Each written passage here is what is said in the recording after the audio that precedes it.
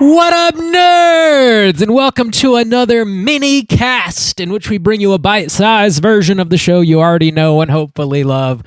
This is Bob coming at you all by my lonesome. Today I wanted to talk about a new release, which is Final Destination Bloodlines, the cursed subtitle of Bloodlines. The curse is broken. I dare to say the curse is broken. This is the sixth installment in the Final Destination franchise. It is an hour and 50 minutes, rated R, of course. This stars a whole bunch of people that I really am unfamiliar with, to be honest with you. Directed by Zach Lipovsky and Adam B. Stein. Written by Guy Busick, Laurie Evans Taylor, and John Watts. Stars Caitlin Santawana, Tio Briones, Ria Kishtat. Man, I'm really nailing these names here. Anna Lore, Owen Patrick Joyner. Tony Todd is in this. I believe this is Tony Todd's last film before he passed away.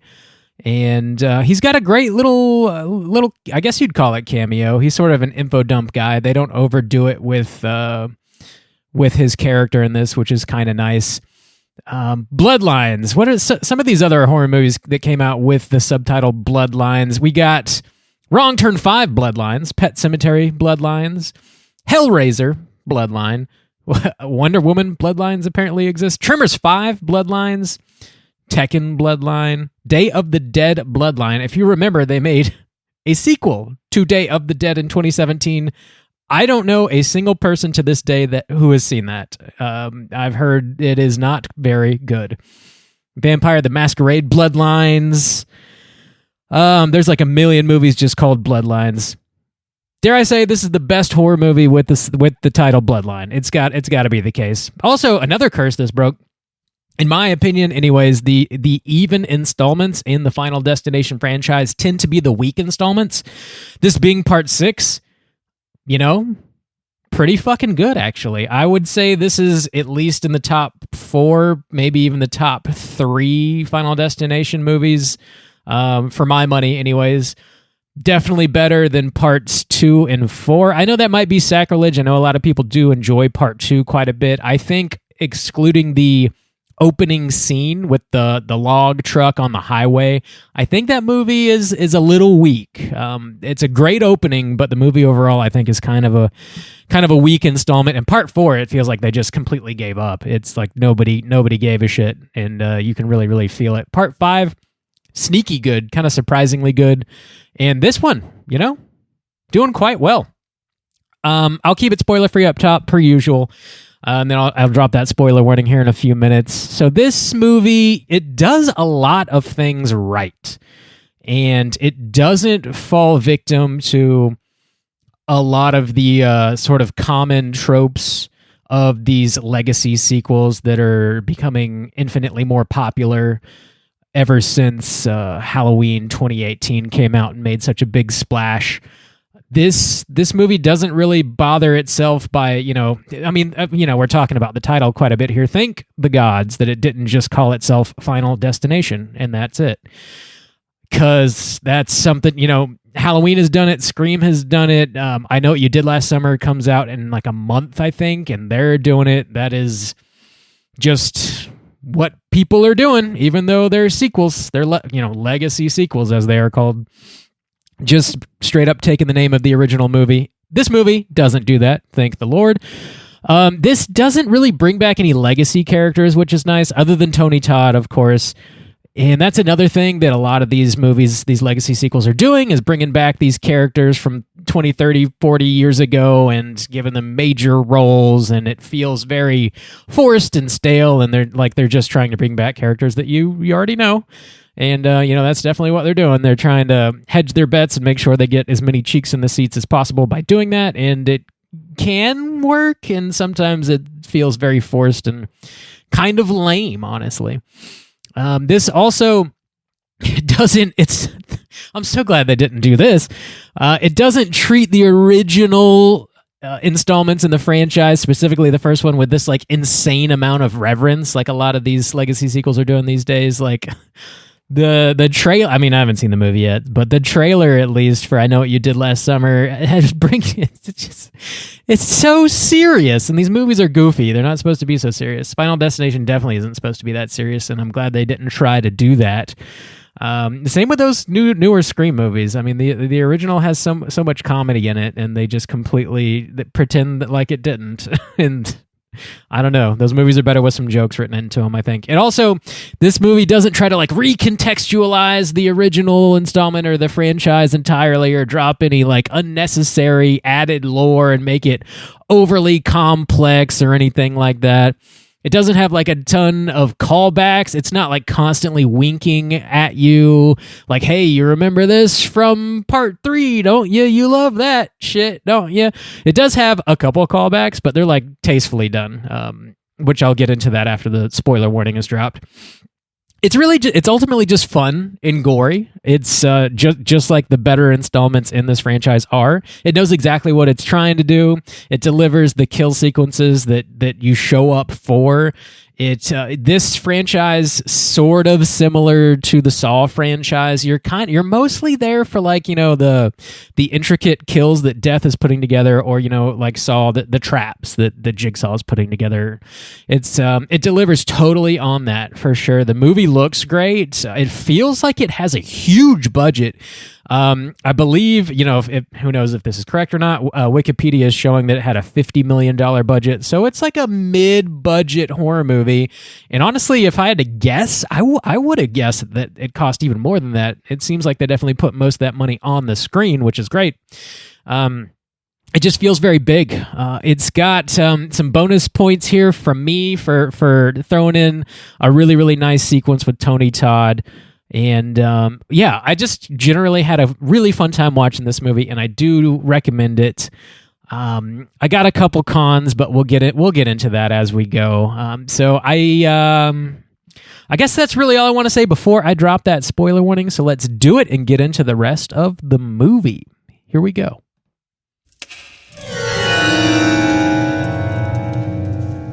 Spoiler warning.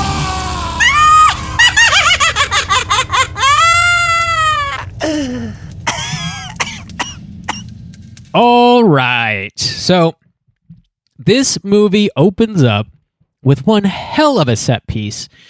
So, every installment in this franchise kind of opens up with this monster-ass set piece where Death kills a whole bunch of folks. The airplane in the original, the traffic accident with the log truck in the part 2. You got the roller coaster in part 3.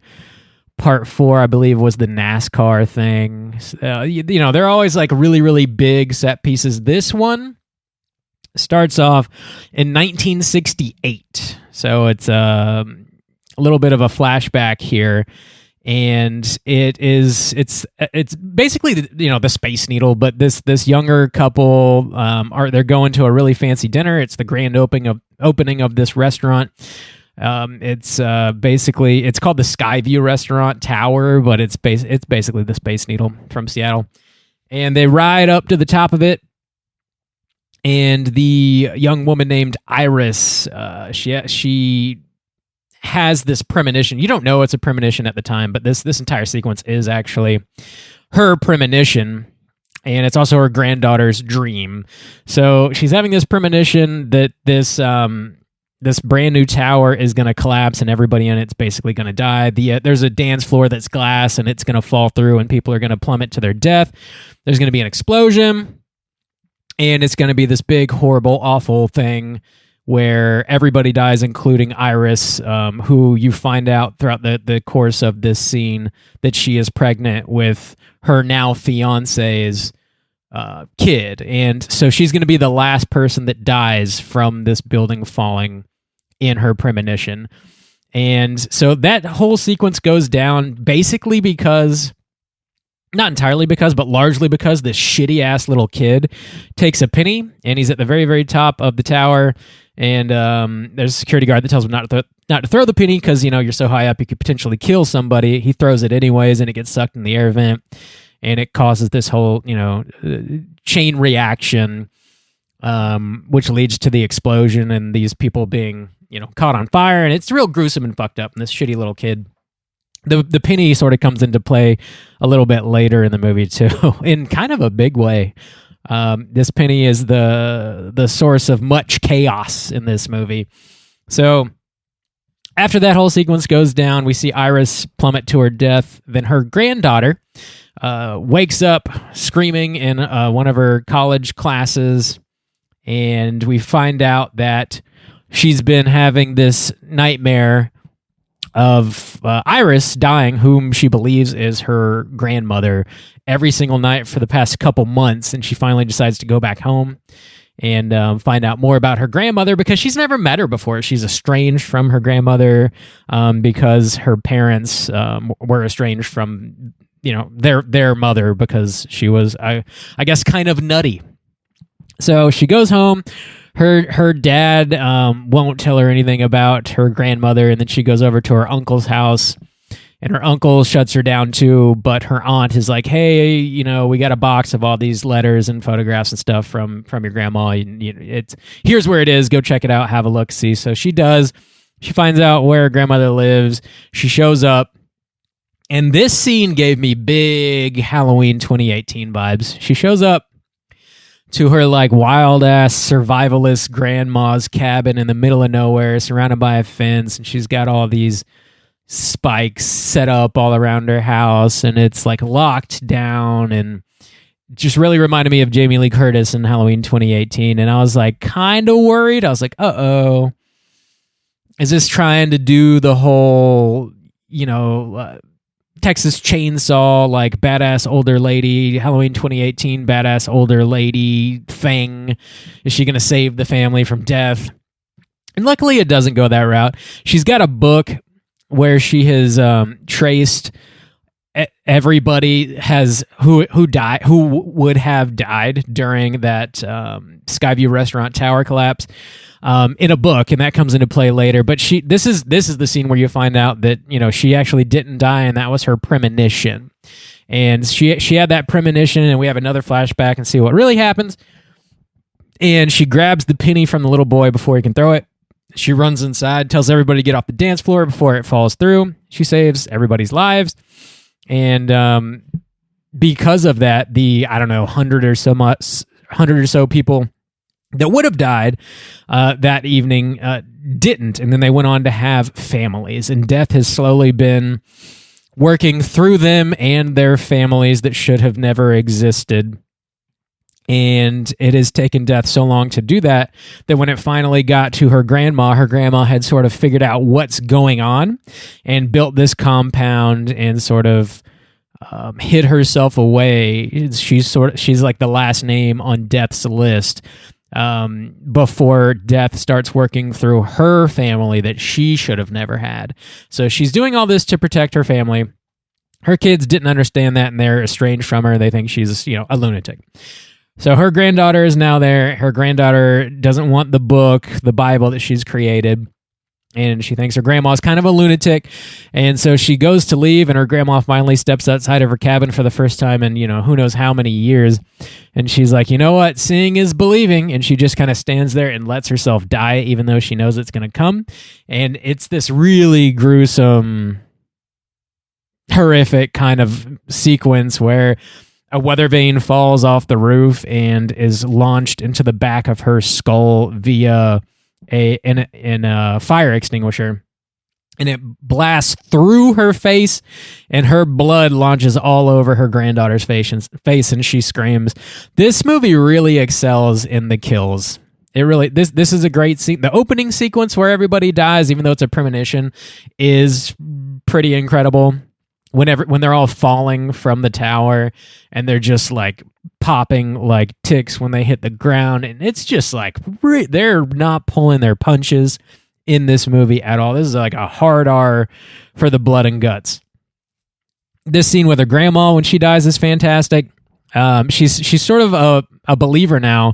Her granddaughter is a bit of a believer. Stephanie is her granddaughter's name. And Steph goes home and she tries to warn her whole family what's going on. And they're like, oh no, grandma, crazy granny got her claws in you and you're drinking the Kool-Aid and you're full of shit and you don't know what you're talking about. And there's the family starts basically starts getting picked off until they believe her. So Howard, well, they go to like her grandmother's funeral, and her mom shows up in her RV, and Steph hasn't seen her mom in I don't know how many years. And they try to make amends, and there's a backyard barbecue, and Howard, which is her uncle, gets killed in this sequence here, where they do a lot of like fake outs where you think there's a shard of glass in somebody's drink that they're sipping on out back. You think they're going to swallow the glass and die, but the glass comes into play a little bit later. There's a lot of like kind of sleight of hand things happening when these death sequences are being set up that works out like really, really well, I think. It shows you several ways that somebody could die, and then they all sort of connect and create a really original, complex sort of kill sequence, which is really awesome. It seems like they put a ton of thought into this stuff. Howard's jumping on the trampoline. He's going to do a backflip, and there's like a rake underneath there, but somebody sees it and pulls it out of the way. He jumps off to go greet his sister, and he steps on the shard of glass, and then he falls over, and then the rake falls onto the lawnmower, and it just hauls ass and mows right over his head, and his brains are splattered everywhere. It is another really great kill sequence. Her cousin Eric, he works in a tattoo shop. This sequence was basically the first trailer that they released for this movie, and I thought it was such a great way to promote this movie. Just show one kill sequence and that's it. The second trailer, they showed way too much. I think they showed another like 2 kill sequences. Like, so you've seen like almost half of the kills in this movie before you even get to see the full movie, which is kind of a bummer. But that first trailer was just kind of perfect. So this is actually a psych out kill. He doesn't even die, which, you know, rug pull. You think you've seen this kill, but turns out it's not even a kill. I do love this though. He tattoos dad on his arm because Howard is his dad and he just passed away. And this chain, he's got a bunch of tattoos and a bunch of piercings. And this chain like hooks his nose piercing, and it wraps around a fan, and it like is about to rip his piercing out of his nose, and he like climbs up on the counter, and he falls through the glass, and then a fire starts, and then there's an explosion in the shop, and you think he dies in the explosion.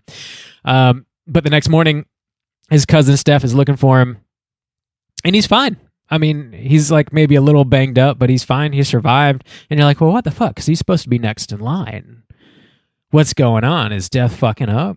And there's an interesting reveal where his mother kind of has a breakdown, Steph's aunt, and confesses that when she was on the rocks with Howard, she slept with another guy, and Eric is not Howard's son, so he's not blood related. So technically he's in the clear. He shouldn't be on Death's list. The whole time they're like walking back to the house, Steph is like pleading with him to be careful, and he's being such a total prick. He's giving off some like Matthew Lillard vibes, where there's this dump truck driving down the street, and he's like, oh, should I be so scared of this big dump truck? And he starts like dry humping the tire, and he's kissing it. It's actually really gross that he kisses a dump truck, but he does. And then his sister goes for a jog, and exactly the situation that Steph warned him about could potentially happen does happen, and his sister dies because of it. There's like a tree trimmer that falls over and like knocks a soccer ball, or knocks a leaf blower and like blows leaves into these kids' faces who are playing soccer, and they kick the soccer ball towards her cousin, and it knocks her into a trash can, and then the dump truck lifts the trash can up and dumps her into the trash compactor and drives away. And Steph almost saves her, jumps up on the truck, and then you see her head just get crushed in the trash compactor. Great kill. Absolutely fantastic. People are starting to come around. Her family's starting to believe that Death is mowing through them at this point.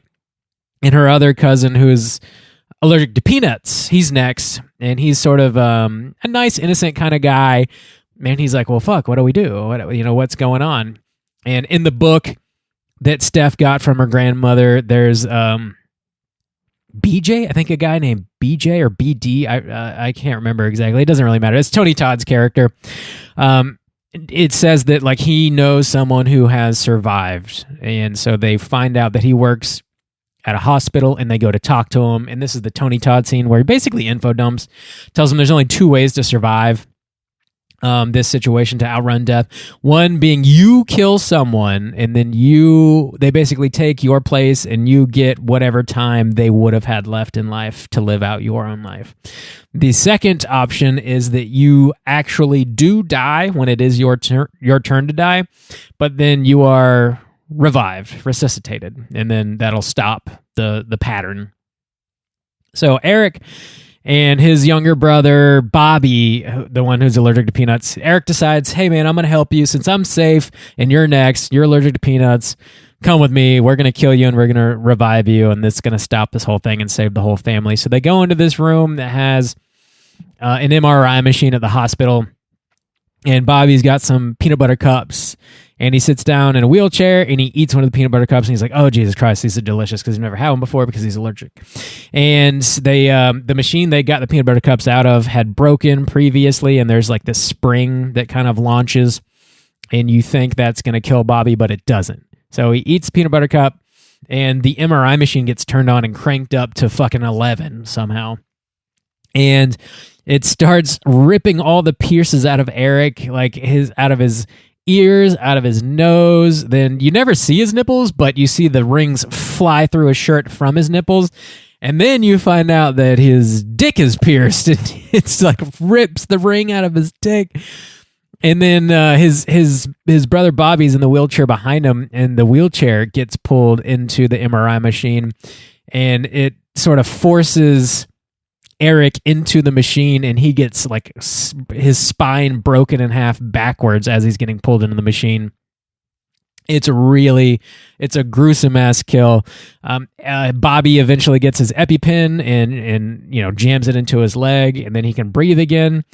And one of the nurses opens up the door at that point, and the spring that I mentioned previously is right in front of the door, and it gets sucked into the MRI machine and rips right through Bobby's head and kills him. And it's sort of like a double tap kill in this scene here. Might be my favorite kill sequence of the movie. Super, super good. After that, the Darlene, the mom that has come back with her camper, she takes her 2 kids to the grandma's cabin. So they're like, hey, we got to make it to the cabin because grandma lived there for decades and was safe, and maybe if we can get there, Darlene can hide away and just basically do exactly what her grandma did, and as long as she doesn't die, then she can protect her kids from dying. So they get there, and Darlene dies. The cabin explodes in this kind of funky way that wasn't like the most interesting setup, but she dies, and that explosion knocks the camper into some water, and Steph's stuck in there. Her seatbelt has broken, and she can't undo the strap. So her brother jumps in. Charlie jumps in and tries to cut the seatbelt off her, but it takes way too long, and she dies. And then the movie sort of opens back up, and you find out that he pulled her out and resuscitated her. And they think she died, and he brought her back to life, and they've finally stopped death's pattern. But they are wrong. Charlie is getting ready to go to prom, and he's got his tux on. He's looking nice, and his date is coming out of the house, and she's wearing this like 60s style dress that very much looks like the one Iris is wearing at the beginning of the movie. And we see a little old lady. I hadn't mentioned the penny in quite some time, but Iris kept the penny from the Skyview restaurant situation, and she put it in the book. And then the penny, I forget, it falls out of the book at the hospital, I think. And yeah, when they're buying the candy, I think they drop it. And then an older lady picks it up, and she is at the end of the movie buying something from like a garden something, or it doesn't matter. She's buying something, she drops the penny, and it rolls into this train track as the tracks are swapping over, and it jams the track, and a train derails, And that happens right at the exact moment that Charlie and Stephanie are talking to their dad, I think, talking to their dad about how, she didn't actually die. She just sort of passed out, and her brother resuscitated her. Like she never, her heart never actually stopped beating, so she never actually died. And as they have that realization, a train blasts through the back of the house, and they just start hauling ass. And they actually barely outrun the train, and they sort of fall over. And then there's another train car that sort of barrels through the cars that we see, and it's loaded down with logs. And the two logs shoot off and kill both Charlie and Stephanie. And then that's how they roll the credits. That's the ending kill. That's sort of the period on the whole thing. Great little nod to that opening sequence in part 2 with the logs. Just great kills overall, man. They really, they paint the walls red in this movie. The characters do a pretty solid job. They do a good job, like trying to figure out how to navigate this situation. Nothing feels like super forced. Nothing feels super rushed. It doesn't feel very cheap. It seems like they really put a lot of thought and time into building all of these kill sequences. I thought the sort of fake out kill at the tattoo parlor was a nice touch because it was a really interesting kill sequence and how they built it, but it turned out to be just sort of a really, really heinous accident, which is kind of funny. And then Eric ends up dying anyways in one of probably my favorite kill of the whole movie. Tony Todd, great to see him again. His voice is just so legendary. He just drops mad knowledge on these kids and then just sort of pieces out. Says that he's retiring, he's done because he has cancer, just like Iris actually has cancer. They both say death gave them cancer because it couldn't actually catch them. His name is JB in the working at the hospital, William Bloodworth. They finally, I don't know if they ever gave him a name in the other movies. I honestly can't remember, but they give him a name here, William Bloodworth. Great to see him return to this franchise in a way that didn't feel super forced. Just a really fun, big summer blockbustery feeling kind of horror movie. This is a franchise where they could crank one of these out, similar to Saw. Again, crank one out every year, but instead of how Saw's kind of synonymous with Halloween, they could do one of these every summer. This feels like just a big, fun summer horror franchise to me. Really kind of scratched that itch. I really had a good time, honestly. So I think this is going to be maybe a 4 out of 5. I don't know what else you could ask for out of a Final Destination sequel, because I don't want all this additional lore. I don't want them to be super deep and introduce new characters that are going to be around for several movies or bring back old legacy characters. I don't want any of that. It just needs to be light fun. It needs to be a popcorn movie. That's exactly what this is. Super fun popcorn movie where they're not afraid to really paint the walls red.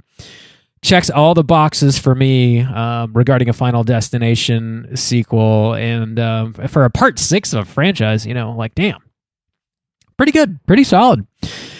The survivalist granny thing was, I was a little worried about it. I didn't really love that, but luckily they don't lean into it too much. I was really worried that Grandma Iris was gonna play a massive part in this movie. She even says death is coming for me. And I was like, damn, this is Jamie Lee Curtis. What's going on?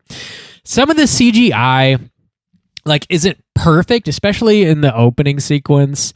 I think you might, the tower obviously isn't there and it's very heavy CG, but that whole sequence is so badass that I don't really care that the CG isn't absolutely perfect. It doesn't bother me all that much. They're kind of swinging for the fences in that one, and I applaud them for doing that. They have a lot of interesting, no, not interesting, just sort of funny needle drops, I guess. Shout is playing when the dance floor falls through. There's a couple other ones. That's the main one that I can remember off the top of my head. There's a couple other little needle drops though. The beginning sequence, that movie Drop just came out like a month ago, so it's very fresh on my mind. And the beginning sequence of this movie, it kind of is Drop the entire movie. So I don't know, it just kind of reminded me of that a little bit. Not necessarily a pro or a con, really, just something that it made me think of. Also, the recurring nightmares that Steph is having reminded me a lot of Happy Death Day and Nightmare on Elm Street, kind of rolled into one. The way she's like at college and she keeps having the same nightmare and waking up every single morning screaming and driving, like really annoying her roommate. Gave me big Happy Death Day vibes, and of course, just the nightmare, the recurring nightmare, gave me the Nightmare on Elm Street vibes. Yeah, just kind of a fun ass movie overall. Highly recommend it. I'm feeling a 4 out of 5 on this one. Minimal complaints, not a flawless movie, but a very fun movie. Let's jump over to the Rotten Tomatoes segment and see what the critics and users are thinking about Final Destination Bloodlines. Certified. All right. Got it pulled up here. So this is extraordinarily highly rated on Rotten Tomatoes here. So the critics is sitting at a 93% with 125 reviews. Hell yeah. The popcorn meter, the audience rating, is sitting at an 89% with 2,500 plus verified rating. So people are really loving this. I think this does have a little bit of a nostalgia factor playing in here. This is a fun franchise. It's been around since 2000 was the first one, I think. So it's been around for 25 years. Crazy to say that. But I think there's a lot of nostalgia in the air for this franchise here. The critics' consensus says, adding some surprising emotional layers onto the ghoulish bones of Final Destination mythology, Bloodlines ingeniously executes grisly set pieces with precision and turns impending doom into outrageous fun. I agree. You can tell the movie knows exactly what it's trying to do, especially that final kill sequence is just like it's such a perfect little period on the end of this sentence. They like, that's really the only, like wink at the camera, but it's such a fun way to end this movie. Like, I don't even mind if you're going to do it. If you're going to do one, like make it count, and they really made it count. I thought it was a great ending to this movie. I got a good laugh out of it. I got a good laugh out of a lot of these kills, actually. Where's a negative? Here's one negative review here from the Daily Beast. Lipovsky and Stein elicit not a single solid performance from their cast, and their tales' twists are illogical even by the material's established guidelines. I thought the performances were fine. I mean, I was not blown away by them, but I thought they were fine for the movie. The twists, I don't even know. I don't know what twists there are, I guess, other than Eric not being a part of the family. That was kind of a twist. I don't know, whatever. Shut up, Daily Beast. Get the fuck out of here. That's the only negative one that I see off the top. So, what is this? Like I said, this budget was about $50 million, and looking at the box office receipts, I'm recording this Sunday evening, so this is the end of the opening weekend.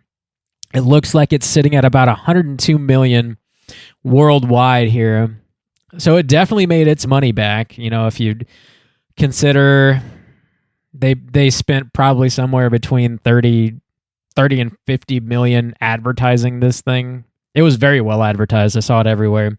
They probably broke even or made a little bit of money opening weekend, and then now it's all gravy from here on out. I'm sure next week it'll probably carry over and do pretty well just based on word of mouth because, damn, this thing is so highly rated. My theater wasn't totally sold out, but it was like an early showing on a Sunday, and it was about half sold out. It seemed like people were having a lot of fun. Really enjoying this one. Good vibes overall, so I think it's going to make quite a bit of money, and because of that, I'm sure we will get yet another installment in the Final Destination franchise maybe sometime next summer. I'm down for it. Bring it on. It's a fun franchise, and I think there's definitely more juice that you can squeeze out of it as long as they don't take it too seriously. So, yeah, I enjoyed this one. If you guys have seen it, chime in. Let me know what you think. Did you love it? Did you hate it? Where do you rank it in the franchise? Do you want to see more? Are you down for even more Final Destination? Chime in. Let us know. Yeah. And until next time, as always, all you mother truckers, please keep chilling.